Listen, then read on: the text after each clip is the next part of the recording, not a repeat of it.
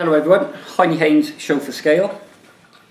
Today we have a Schrade Tactical Pen. This is the model number 8.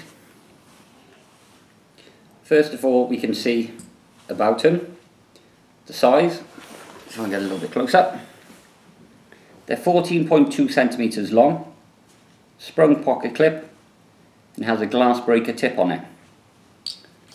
Screw and O-ring sealed, and screws on to the back end as well.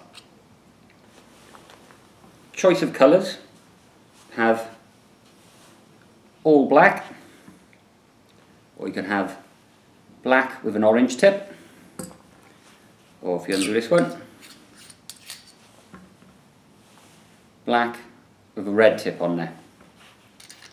Unique feature about this one is it has a strap cutter built into the top, as you can probably just about make out by there.